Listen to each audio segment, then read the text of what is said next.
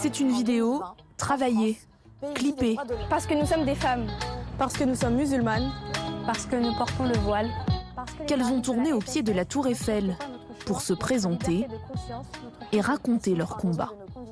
Est-ce que je dois choisir entre mes convictions religieuses et le droit de pratiquer mon sport? Ces jeunes footballeuses font partie d'un collectif, les hijabeuses. Elles défendent le droit de porter le voile sur les terrains de sport. Une question qui, depuis plusieurs semaines maintenant, est au cœur d'un débat parlementaire acharné.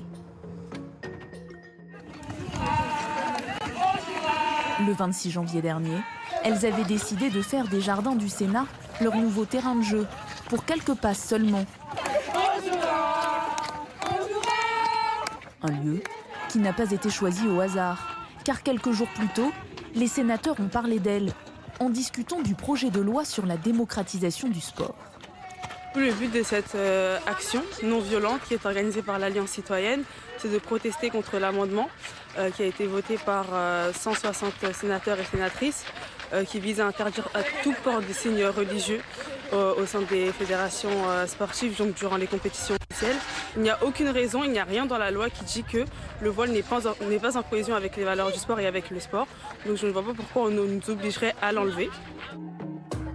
Un amendement qui vient conforter le règlement déjà en vigueur au sein de la Fédération française de football, la FFF, qui les empêche, avec leur hijab, de participer aux compétitions officielles.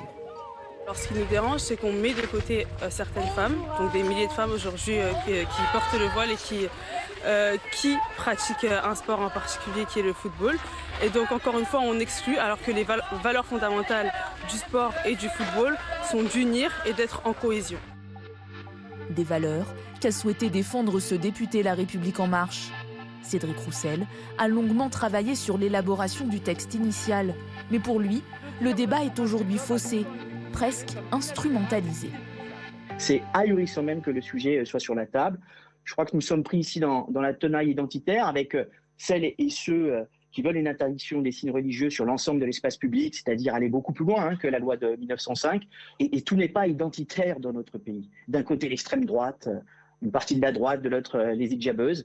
Moi, je le dis vraiment très sereinement, on ne va pas changer la loi de 1905 et les fondements de la laïcité dans ce pays dans le cadre d'une proposition de loi parlementaire sur le sport à 2 mois des élections présidentielles.